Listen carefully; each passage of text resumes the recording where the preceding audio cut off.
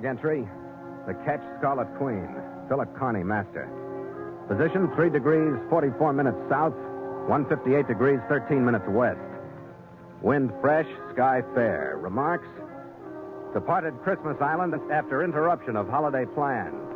Reason for interruption, the 15th Lama and the wise guy from the east.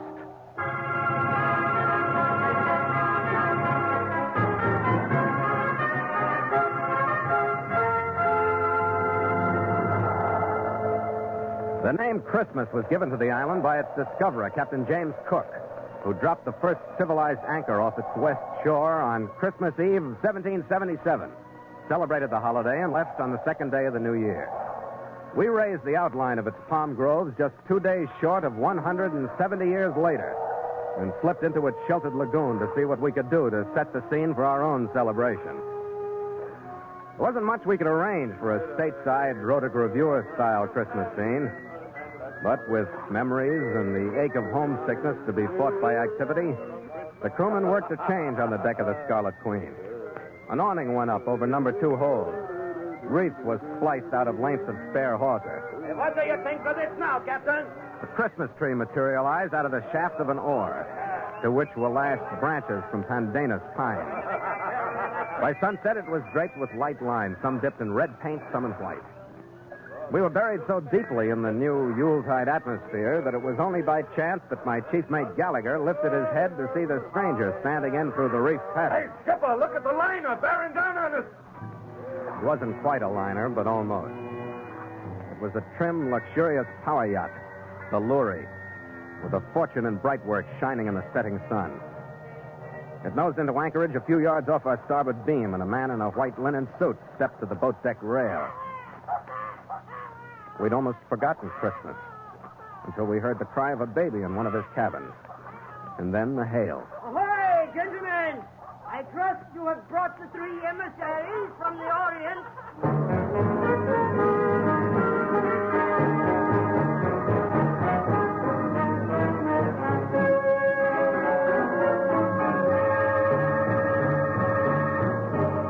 So Mutual continues The Voyage of the Scarlet Queen, written by Gil Dowd and Bob Tallman, and starring Elliott Lewis.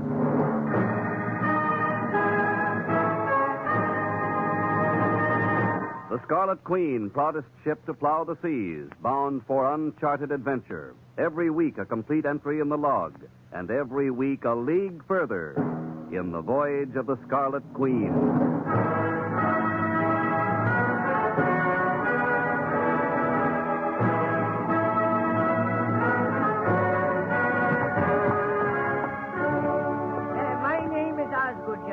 Major Gregory Osgood, CMG&CB, the British usage companion of the bar. Well, welcome aboard. Thank you, sir. Thank you. This is my chief officer, Mr. Gallagher. Glad to know you. My honor, sir. And you, Captain? Carney. Well met, gentlemen. Indeed, a pleasant surprise to find you and your company here. Thanks. Come on in the cabin. I'd like to offer you some hospitality, Indeed, Major. yes, I accept, Captain. That hail of yours about the 3 emissaries from the Orient threw us a little out of trim.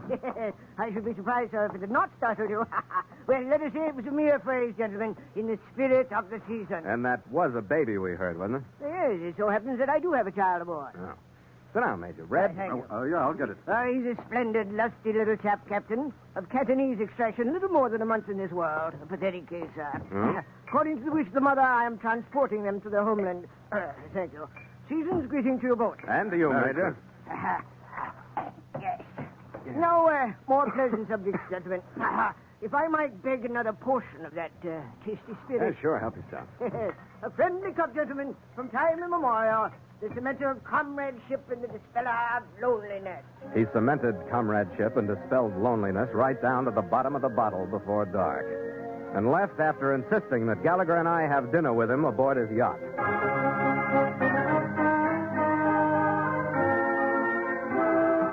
We put our dinghy over the side at about 6:30. Stroked it across the few yards of water between the ships and climbed the polished accommodation ladder to the equally polished decks of the Lurie. Come in, gentlemen. Here, into the salon. You're in fine voice, Major. Yeah, we ought to have you for our song, Pat. It is a dismal croak, gentlemen. But could you hear the feeling behind it? Here, this door. The first thing I noticed as we went in was the Chinese girl standing beside a box-like crib. She was quite beautiful, her coloring delicate, her face less moon-shaped than the usual. Her whole physical attitude, the way she held herself, somehow a little non-oriental. She looked at us as though waiting, half fearfully, for us to start something. This gentleman is the mother, Shin Yang Sing, but the introduction must remain silent since the poor girl speaks no English. Well, that don't seem to be stopping the sprout here. Yeah, he sounds like he's got the makings of a good chief mate. Merry little chap, is he not? Come, little fellow, smile for your new friend. Look at that, Skipper, with my finger. You can hang on. Sure, he thinks it's a halyard. I tell you, he's going to be a seaman. Hey, oh, no, you don't. You aren't taking a bite off of that finger. Well, indeed, sir, there's no cause for fear. Now then, gentlemen, I've seen to refreshment with which to whet your appetite. And then we shall see what beggarly fare will be set before us by my pantry men. The Chinese girl was still standing there as we left. We didn't see her for the rest of the night. The cocktails were refreshing, the dinner was not beggarly, and the magazines we browsed through afterwards were recent. A little after 10, Red and I shoved off and rode back to the Queen. The sky was bright with moonlight, star-filled. The phosphorescence swirled off the blades of the oars. He's quite a host, Skipper. Yeah. Puts out quite a spread. Yeah. What's the matter? You sound like you got indigestion from it. I was just thinking it over, Red. I wonder why the hearty major is lying to us. Lying? Why should he? That's what I say. I don't know. Well, what makes you think he is? Magazine I ran across, Red, on child care in English. Oh, no. Well, I guess it's their party. Come on, let's hit the sack.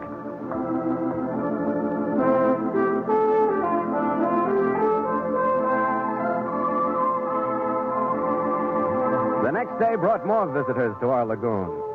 First, it was a trim, gaff-rigged schooner that stood in through the passage and dropped anchor just astern of the Lurie. A few hours later, a lugger put her hook down off our stern. I hadn't realized that Christmas Island was so popular. But we had affairs of our own to keep our minds on. Just after sunset, Nielsen came into the cabin to bring me the latest development. Could I have a word with you, Captain? Yeah, how are things going, Nielsen? Yeah, well, pretty good. We're even getting some presents under the Christmas tree.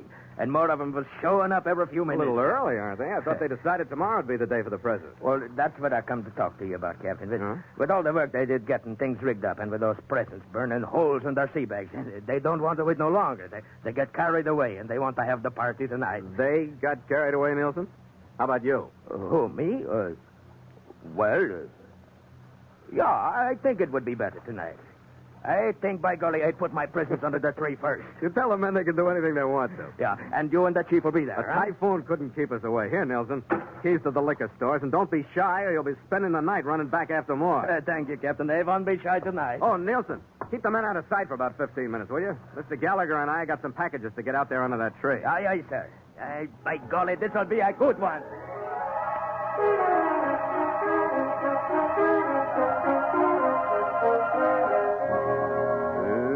We were in the cabin with 10 minutes to go before we met the crew at the tree. We changed to fresh jumpers and dungarees. Red was humming happily and even making a stab at shining his sea boots. I didn't hear it until Red stopped humming. Skipper, Yeah, I hear it. what the Let's devil? quit kidding ourselves, Red. He's aboard. He's on deck. Come on. I'm sorry, Captain Connie. There was no place else to go. It was the Chinese girl, wet clothes clinging to her, her dripping child squirming angrily in her arms. Will you please help us? How'd you get here? To swim? There was no other way. I had to get Lynn away from them. Could you find something dry to wrap him Come on into the in? cabin. Take the kid, Red. Me? Yeah, take him. Get that wet stuff off of him. Wrap a blanket or something around him. He's only angry and frightened. He'll stop crying when he's dry. I'm telling you, Skipper, this one does it. I'm finding a new berth. Here's a towel for you. Thank you. Captain, I didn't know where to turn. And after seeing the way you acted with my son on Major Osgood's ship, I knew he was lying when he told me you were trying to take Lynn away from Wait me. a minute. Yeah, that sounds a little phony to me, too. He told me to pretend that I didn't speak English so that you wouldn't try to talk to me, Why shouldn't we talk to you? because he didn't want you to know the truth. I didn't know the truth until those two ships arrived today. Two Tibetan officials came on them, After the Major told them about my son, I heard them bidding for him. And now I know that either one would kill him to keep the other one from getting him. Yeah, you need a drink. No, I don't. You've got to believe me. My son was Lotus born. Lotus born? How's that work? He has a small birthmark on his back that is shaped exactly like a lotus blossom with 7 petals. Red? Yeah, it's here, all right, Skipper. Right between his shoulder blades. Okay, what's the rest of it? It makes of him a very special baby. Major Osgood told me that Lynn must go to Tibet to take the place of the 14th Sugai Lama, who died during the same hour in which my son was born. If it were ordained, I was willing to give up my son. But I didn't know that he'd be bargained over as a political pawn by 2 power-crazy officials. Where was your son born? In San Francisco. Major Osgood's brother was the doctor who delivered him. Then while the Major kept us in hiding, he sent a man named Grimes to Tibet. It all sounded like the grand dreams that every mother has for her son. But now it's nothing. They'll kill him. I know they will. No, I don't think they will. I don't think they'll lay a finger on your son as long as he's on this ship. But they'll be here after him. If you knew what it meant to them. Either one would have the power to rule the Buddhist world if he could take Lynn with him. They'll do anything to get him. Now, look, there's a cabin right through that passageway. Small, but it's private. Now, here's some clothes about 8 sizes too big for you, but they're dry. You'll feel better when you get into them. Now, go on. We'll take care of the kid. All right, Captain Connie. Yeah. Well, how do you like this? Well, it's great. But we can't toss little Charlie here to the wolves, can we? No.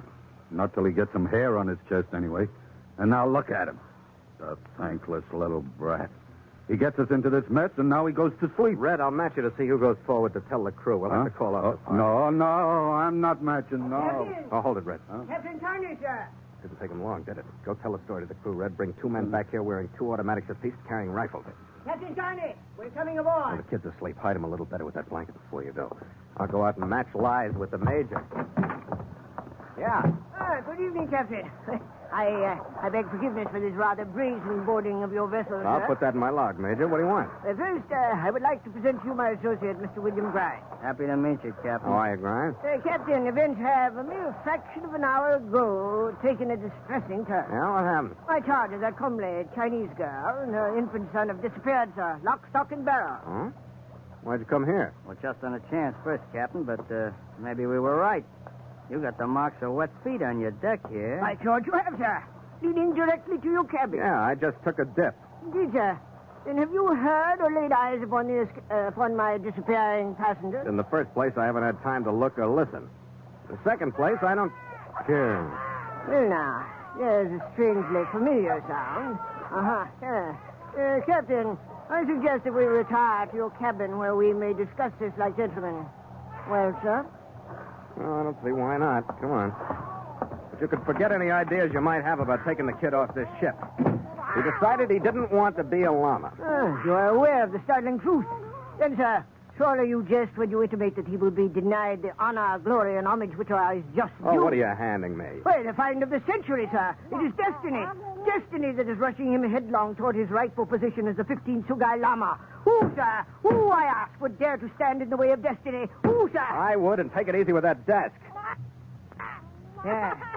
You made him hysterical with your sacrilegious statement, Captain. Mr. Grimes, quiet the child. Stay away from him, Grimes. Listen, Major, you sold his mother this bilge up to a point. Bilge, indeed, sir. You've evidently sold your emissaries from the Orient on it. Maybe you've even sold yourself, but I don't buy so easily. And the mother lost interest when your 2 politicians started fighting over the kid like he was a pork barrel bill being shoved through Congress. That, I must say, is an odd reaction, since she herself would be ennobled and held in the reverence due a queen. Not so odd when it looked like the bargaining would end with the kid being knocked off by one of your boys, so the other one couldn't have him. Yes, you're the pessimistic one, Captain. I will admit that the emissaries coming from rival prelates did become somewhat feverish in their bargain. While we're on the subject of that bargaining, who was the highest bidder going to pay?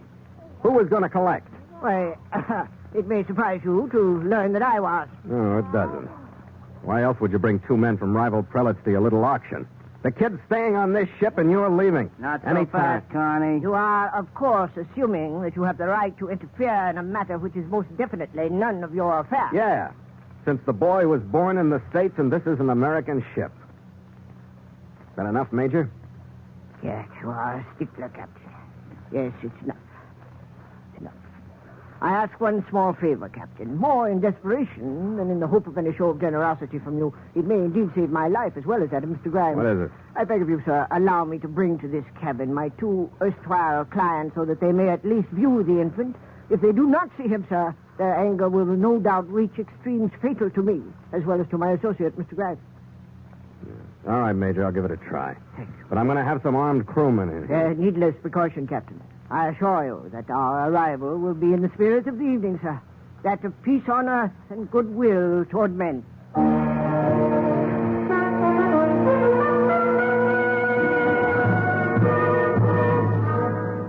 By the time he got back with them, we had the cabin ready for the audience. We had the child bedded down in my bunk with his mother sitting beside him, and 2 crewmen heavy with weapons standing on each side of the cabin. The 2 Tibetans were draped in long robes and wore the black skull caps of their station. The first was thin, with an angular face and snapping black eyes. I would like to present Yafel Langdoon, the emissary from Sugai, Captain Carney. It is with honor that I greet you, Captain. Welcome aboard. This, then, is the child. The second was older, heavier, with a set face that looked as though it had forgotten how to smile. I would like to present Rahima Kashgar, the emissary from Shigati, Captain Carney. I greet you from the heart, Captain. Welcome aboard. I would see the child without further waste of time. The 2 robed figures bent silently over the sleeping boy, moved him with gentle hands, lifted the blanket so that they could see the lotus mark on his back. They stood, still silent for almost a minute, then turned toward me. We would be honored to take the child now and make our decision as to which of us he will... Wait a minute. I thought you knew nobody's taking the child. What words are those? The boy belongs Major, to us? thought these men understood. I thought you told them no Tell one... them? Gad, Captain, what could I tell them, save that you, sir, stand defiantly before them in the very act of kidnapping the child? What words are those? The Major took with his hands our payment. We will take the child by force if He we must. goes with us to Tibet. We have fulfilled our bargain to you, I, Major. too, have fulfilled my obligations. I have brought you to the child. From now on, gentlemen, your negotiations are with the captain. There aren't going to be any negotiations. I'm going to see that this kid and his mother get back to San Francisco. You will not be successful, Captain. We are well armed. We will not permit you to go until we have the child. We got more threats of armed boarding parties from the Tibetans as we helped them over the side. I pulled the crew the rest of the way out of their party mood, armed them, and in the faint light of the westing moon, we watched the Oriental crews join forces on the lugger. All in all, it was a great Christmas Eve. And the poor little guy who was causing it all slept peacefully through it on my bunk. Shoot. Well, what do we do? Just sit here? We can't sail out. They'll swarm all over us if we start to move. What a Now, holiday. listen, Red. If we can hold out until the moon drops behind the palms and we get some shadow out here, I'm going to try something anyway. Yeah, what?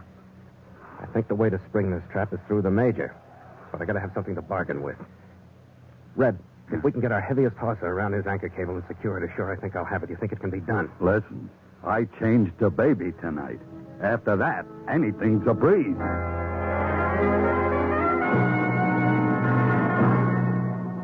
40 minutes later, it was dark enough for us to go to work. With only a few yards between us and the lorry, I was able to make the whole swim underwater. But I found something better than the anchor cable to use. Groping down the curve of the lorry's steel bow for depth, my hand hit a metal ring welded to the hull to be used for bracing in dry dock. I slipped my line through it, headed back toward the Queen.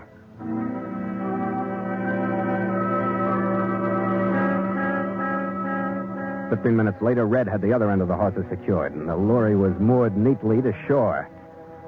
I went into the cabin for dry clothes, jotted a radio message down on a blank, and rode over to the lorry. Grimes met me at the top of the ladder with a Thompson sub held ready at his hip and ushered me into the salon. Well, sir, a visit that I must confess is quite unexpected. Oh, it's the Christmas spirit, Major. Give and receive. I don't follow you, sir. You will. It's simple. I have you to thank for being bottled up. Now you have me to thank for the same thing. With me, it's the Tibetans. With you, it's a stout hawser from your ship's bottom to a palm tree ashore. Mr. Grimes, if you please, hand me your weapon. Go at once astern and test the captain's integrity. Don't take your eyes off him, Major. Never fear, I shan't. You're an extraordinary fellow, Captain, to go to such lengths. Oh, here's a radio message I sent earlier tonight to the island officials on Fanning, 100 or so miles north. You accused me of kidnapping the youngster, so I've accused you of the same thing. Yeah. Christmas Island, Major Grady Osgood and Countess Grimes, kidnapping two national scepter favor urgent request and arresting us. Why, actually, Captain, this is no more than a sheet of foolscap.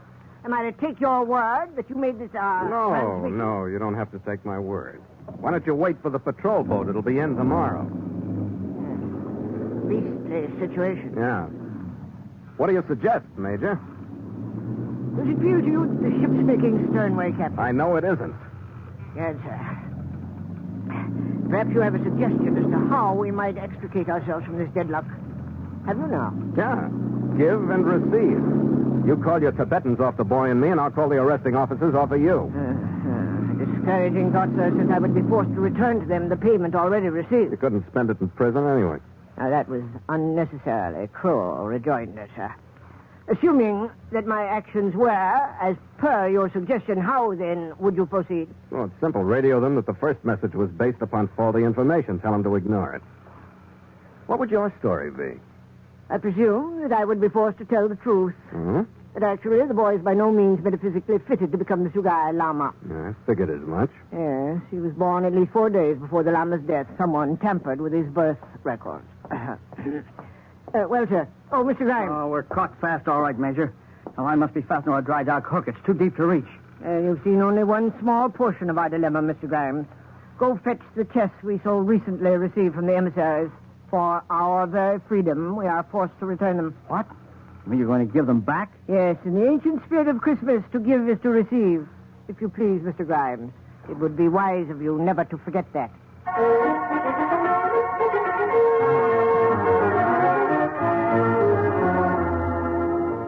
He stopped at the Queen on his way back from his visit with the Tibetans, a sadly deflated major. His clothes torn, his face bruised, his hands raised pathetically. We told him we'd cast off the hawser and that the Lurie was free to sneak away in the darkness. He climbed back to his small boat. Goodbye, gentlemen, and sad paradox. I feel driven to wish a Merry Christmas to you all. Same to you, Major. And many of them. Captain, could I have a word with Yeah, you? sure, please? Nielsen. What is it? Well, Captain, it's 2 a.m., but the men have been waiting, and they wondered if it would be You all mean right. they want to have that party now, Nielsen? Yeah, that's right, Captain. They were awful Well, disappointed. turn them loose, Nielsen. We missed Christmas Eve, but we got 22 hours Yeah. of Christmas Day ahead of us. Yes, sir, there's nothing like an early start. Well, we got Captain. that, no mistake. Let's see what we can make of it. Hey, hit the deck! Come every last one to study it! We got a celebration to take care of. And come out singing a carol, or you'll be tombstone in the deck for the rest of the night. Come on, boys! What it proved, I guess, was that time is relative, and that Christmas is Christmas, even on Christmas Island. The Lurie and the other ships moved out, and the men were like kids again. Packages were ripped open, gifts compared. The cook's spread, slightly stale from the long wait, was wolfed down. The bottles moved. The lagoon began to echo to the same carols that St. Mark's choir was singing. Ours weren't good, but they were loud. Brightly shone the moon that night, though the frost was cruel. When the foeman came in sight, gathering men. All but one of our number enjoyed them, and he was a loud minority. I wondered if he'd ever realize what this particular Christmas meant to him. But when I looked at his mother cradling him in her arms, I knew he would. The joy that shone from her face was different from ours. I couldn't help but think that her feelings must have been pretty much like those of the other mother. The way she held her tiny son and looked not at us, not at our jury Christmas tree, not at the island or the sky, but beyond, into a clear but unknown future. Looking at her, I felt for just a moment that I really understood the holiday we were celebrating.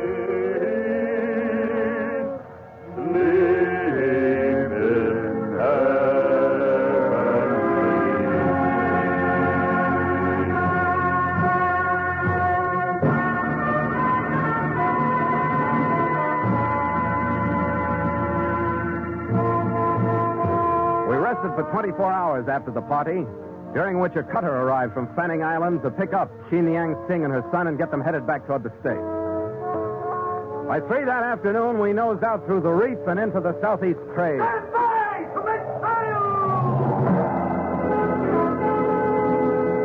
The men moved to their stations slowly, looking out over the stern at the island and remembering a laugh or a song and the meaning of good comradeship. With 4 feet!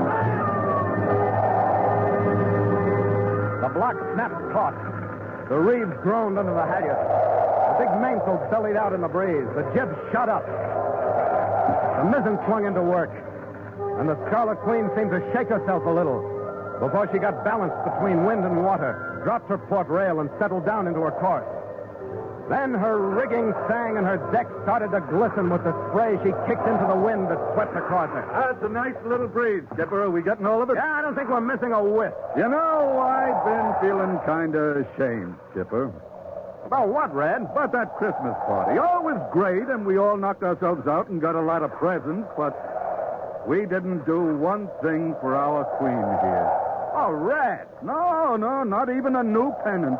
Not one piece of new line. Oh, no. No, I'll bet you didn't even give her a thought. Blazes, I didn't. That's why I don't feel guilty like you do. Oh, I don't know. Well, think it over. Well- All the things that happened aboard her. She was Christmas. Her whole works. How are you going to top that? Would a wassail do? Right. A Christmas toast. Here, Skipper. To the Queen. To the Scarlet Queen. After you, mate. After you.